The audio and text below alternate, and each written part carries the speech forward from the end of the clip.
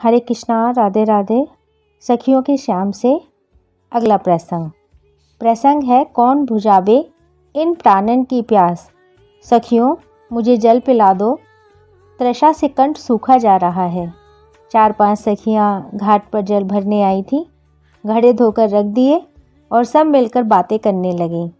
बातें भी क्या, ब्रिज में कृष्ण चर्चा के अतिरिक्त और चर्चा ही क्या होगी। तभी श्याम सुंदर ने आकर जल पिलाने का अनुरोध किया। सुनकर देखकर सबके प्राण हरे हो गए। यमुना में अथाह जल है कान्हाजू, पी लो ना, एक सखी बोली। जल तो है सखी, किंतु मेरे पास पात्र जो नहीं है। हाथ से लेकर जल पीऊँगा तो सारा जल झूठा हो जाएगा। इसी से तुम्हारा निहोरा करता हूँ। अपने घड़े से जल पिला दोगी तो यश मानूंगा। यश से क्या बनने वाला है श्याम सुंदर? काम के बदले काम कर दो तो कोई बात बने। अच्छा सखी, बता कौन सा कार्य कर दूं तुम्हारा? मेरा मुख प्यास से सूख रहा है। तुम हमारे घड़े उठवा दो और जब तक हम घर ना जाएं तब तक तुम यहीं हमारे पास रहो। यह क्या कहती हो? मैं तुम्हारे समीप बैठा रहूँगा तो मेरी गाय कौन फेरेगा? वे इधर उधर भाग गई तो सांझ को मैया मारेगी मुझे। तो फिर तुम जल अपने आप पी लो। हम जाकर तुम्हारी मैया से कह देंगी कि कन्हैया ने जमुना जल झूठा कर दिया है। अब वह जल नारायण की सेवा पूजा के योग्य नहीं रहा है। अच्छी बात है सखियों, जो तुम कहोगी वही करूँगा।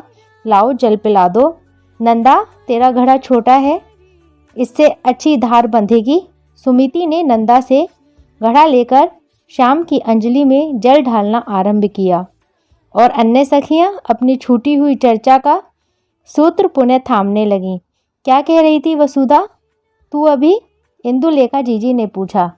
कल मेरे बाबा के पास ना कोई साधु संत आए थे। वे बाबा से कहने लगे कि यहाँ नंदग्राम में परात्पर ब्रह्म ने अवतार लिया है। मैं दर्शन के लिए आया हूँ। वे किसके घर में अवतरण हुए हैं? कृपया करके मुझे दर्शन करा दो। वसुधा की बात सुन सखियाँ मुस्कुराने लगी। अच्छा, फिर तेरे बाबा ने क्या उत्तर दिया? बाबा बेचारे समझे ही नहीं। बोले, क्या कहते हैं महाराज जी? कैसा परात्पर ब्रह्म? हम तो नहीं जानते वह कौन है, कैसा है। साधु घिघिया के बोले, अरे भैया, भगवान नारायण ने अवतार लिया है। मुझे भुलाओ मत, दर्शन करा दो।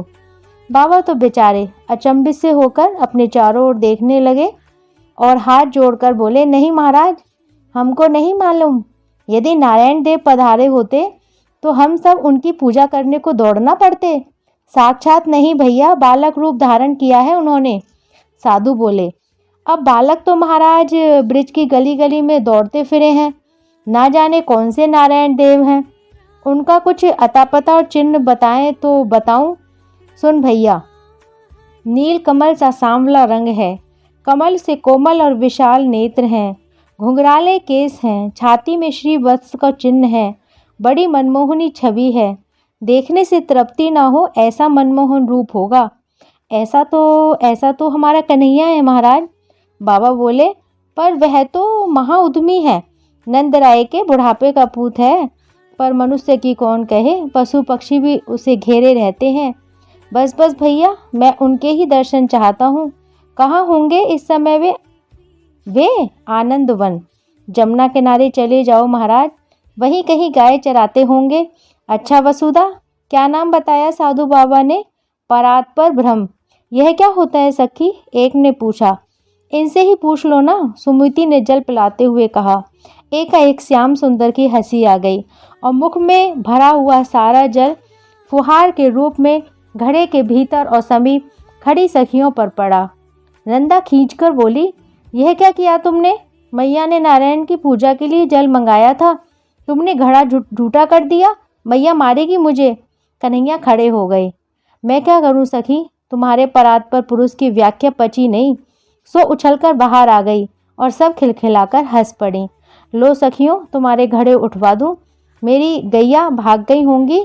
सब सखा पंचायती माल लगाएंगे और नंदा घड़ा झूठा करने के अपराध में सांझ को मैया से पिटवाएगी। सो अलग। मुंह क्या देख रही है मेरा? घर जाकर दूसरा घड़ा भरकर ले जा। नारायण बेचारे झूठे घड़े के पानी से नहाकर खिसियाना जाएंगे। श्याम, तुमने तो हम सबको भी झूठा कर दिया। देखो ना, तुम्हारे छोटे से मुख से कितना सारा पानी निकला है कि हम सबकी सब भीग गई हैं। किंतु उनकी बात सुनने से पूर्व ही श्याम सुंदर बंसीवट की ओर भाग छूटे हैं। पटके के छोर और घुंघराली अलकें वायु के बेग से लहरा रही हैं। बंसी फेंट में घोंस ली है और दाहिने हाथ में लुकुट लिए दौड़े जा रहे हैं। सखियां खड़ी होकर अपलक निहार रही हैं। ऐसे हैं हमारे श्याम सुंदर। कृष्ण गोविंद गोविंद गोपाल नंदलाल, राधे गोविंद गोविंद गोपाल नंदलाल। आज की श्रृंखला का विराम यहीं होता है। अगली श्रृंखला में अगला प्रसंग। राधे राधे। जय जय श्री राधे सबको।